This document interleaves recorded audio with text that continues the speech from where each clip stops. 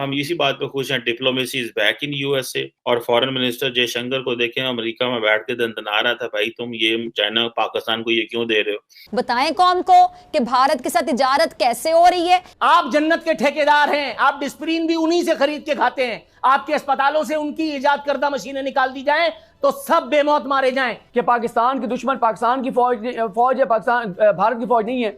आज के इस दौर में जहां बुखार की गोली मार्केट से गायब हो जाती है, अद्वियात कितनी महंगी हो चुकी हैं, वहां गरीब का जो मियारी इलाज है कैसे हो सकता है, बताएं। बात निकलेगी तो फिर दूर तलक जाएगी उसामा गाजी। भाई मेरे भी छोटे छोटे बच्चे हैं यार, कुछ मुझ पे रहम कर लो। ये है, ये देखिए, रियासत होगी माँ के जैसी, वो उनकी मम्मी, वो सबकी मम्मी, और हम सब वो मिस्र वाली मम्मी, बैठ करके हम सब तमाशा देख रहे हैं। मुझे पर्सनली पता है, मैं बहुत सारे ऐसे लोगों को मिला हूं जिन्होंने हमें बताया कि इंडिया कहता है कि अगर आपने पाकिस्तान को वेपन दिए तो हम आपसे वेपन नहीं लेंगे, हम आपसे कोई डिफेंस डील नहीं करेंगे। और वो कहते हैं हम नहीं करते आपके साथ। I have personally met certain officials. So ये जो चीजें मैं समझता हूँ, this is very very very unfortunate जो सिचुएशन है, मुझे लगती है। और हम इसी उसी चीज में फंसे हुए हैं। आप जस्ट जाकर इंडियन बिजनेस को खोले तो सही कि इंडियन बिजनेस कर क्या रहा है। ठीक है जी, एप्पल जी वहां पे बना रहा है, सुजुकी का देख रहे हैं जी, वो डबल कार अपनी कर रहा है, रेल के जरिए ट्रांसपोर्टेशन कर रहा है। ठीक है जी, जी जो रिलायंस इंडस्ट्रीज है वो अपनी कंज्यूमर गुड्स को बड़ा पुश दे रही है।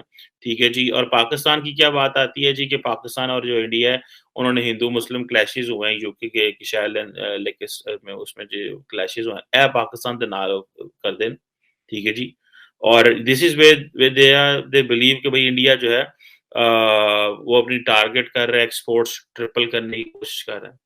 ठीक है जी, ये चीजें जो हैं फॉरेन इन्वेस्टर इंडिया में बहुत आ रहे हैं। ठीक है, so this is where Pakistan की अगर आप हेडलाइन देखेंगे तो they are completely different from the Indian headlines, और how the international media basically portrays Pakistan, और what actually we want how to be portrayed.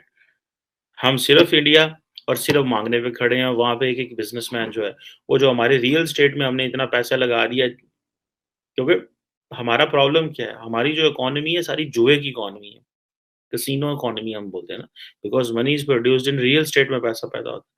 जो रियल स्टेट है उसका तो पता ही कोई नहीं चला, ये कोविड में सारा रियल स्टेट नीचे आ गया था। कल कोई और मसला होगा इंटरनेशनल तो पाकिस्तान के रियल स्टेट नीचे गिर गया तो कहाँ पैसा पैदा हो रहा है, क्या हमारी कोई एक्सपोर्ट बढ़ रही है, इस पे कोई ध्यान नहीं है। अभी हमारे फाइनेंस मिनिस्टर नए आए हैं, उनके आने से को 5-7 रुपए डॉलर नीचे, रुपए की कीमत बढ़ी है, डॉलर नीचे है। असली इसी गलती बड़ा खुश है, because we don't have long term plan नहीं है हमारे पास, हर चीज पोलिटिसाइज हुई है। सो आई वांट कि मुझे कोई पाकिस्तानी बिजनेसमैन बताए जो कह रहा हो कि मैं अगले कुछ सालों में 100 अरब डॉलर पाकिस्तान में लगा रहा हूँ, और मुझे कोई बताया कि हमारा फलाने कंपनी के साथ इतनी इन्वेस्टमेंट हुई है। This is what we have to think as a nation. हमें ऐसे पाकिस्तानी इंडिविजुअल्स ढूंढने हैं, बिजनेसमैन ढूंढने हैं जो कि शायद कहते हैं ना, चिराग लैके वड्डी लैट लैके भी टुरांगे तो नहीं लबने, अल्लाह दे हुक्म है ही कोई नहीं। और बिकॉज उसके लिए वो, और जो है वो सारे पैसे अपने बाय ट्रांसफर कर रहे हैं गवर्नमेंट को, ये बड़ा बड़ा क्राइसिस है, अनफॉर्चुनेट सिचुएशन है। लेट्स सी इस पे क्या होता है, लेकिन आई रियली वांट टू सी, मैं इस पे कोई बिजनेसमैन से जरूर कंसल्ट करूंगा और बात करना चाहूंगा, ताकि मैं अपने व्यूअर्स तक, दोस्तों तक ये बात पहुंचाऊं कि हमारे पास हमारा जो बिजनेसमैन है वो क्या कर रहे हैं, और क्या किसी को इतनी जगह है कि वो इतना पैसा लगा सकते हैं, और इंडिया ने ऐसा क्या फेवरेबल एनवायरनमेंट दिया कि इंडियन बिजनेसमैन जो अरबों डॉलरों में खेल रहे हैं, बड़ी बड़ी कंपनी बन गई, और पाकिस्तान में वो नहीं हो सका। हमने कहाँ गलती की और इंडिया ने कहाँ कहाँ वो आगे चला गया कि आज इंडिया के इंडिविजुअल्स जो है वो इंडिया को सपोर्ट करें, क्योंकि ये बहुत बड़ा तबका ये कह रहा है कि यार कंसंट्रेशन ऑफ वेल्थ हो रही है इंडिया के अंदर, जो बिलियनियर ज्यादा होते हैं, तो it means there are more people. ऊपर पिरामिड में जब जाएंगे, सो ऊपर टॉप पे बिलियनियर्स आता है, ठीक है जी, सो नीचे जो तबका है वो सारा गरीब है। That is another theory, but that makes a sense. लेकिन वो जो एक है कि मिडिल क्लास भी बढ़ रही है, बहुत कुछ हो रहा है। So I really want to see how many Pakistani businessman. लेकिन इनका क्या होगा, इन किसानों का क्या होगा, इस गरीब कौम का क्या होगा जिनके लिए कहा गया कि नैब खत्म हो जाएगा तो मुल्क चलेगा, तो अब उनके लिए क्यों नहीं चल रहा मुल्क? देखें, एक तो मैंने नूर भाई की बात सुन के, और मैंने अभी एक नारा मेरे जहन में आया है कि अंकल को इज्जत दो। अब नया नारा ये होना चाहिए, अंकल को इज्जत दो, वोट को इज्जत ना दो, अंकल को इज्जत दो, क्योंकि जाहिर है अंकल नहीं जो है इसमें सपोर्ट करना है। और दूसरा एक बात का एतराफ़ करना चाहिए कि नूरुल आरिफीन साहब की संगत और सोबत में बैठ के एक बात का तो मैं बिल्कुल कायल हो गया हूँ। ये जो हम रोज़ बात करते हैं कि मुल्क की सलामती ख़तरे में पड़ गई, मुल्क की सलामती दौ पे लग गई, मुल्क की इज़्ज़त दौ पे लग गई, इस बात से मैं इत्तफ़ाक़ करता हूँ नूरुल आरिफीन साहब की कि कौन सी इज़्ज़त भाई, कहाँ की इज़्ज़त।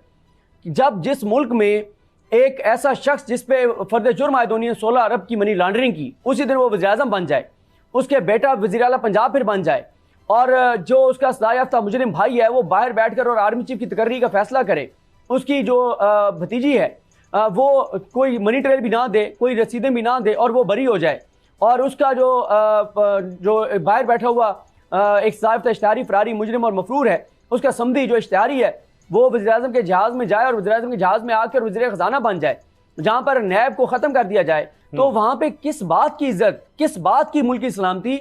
और फिर ये जो बार बार कहा जा रहा है कि जी वो जो ऑडियोज़ आई हैं मुल्क की सलामती खतरे में पड़ गई है, पहले कौन सी ऐसी बात है जो इस हुक्मरान ख़ानदान को पता होती है तो वो बाहर नहीं निकलती।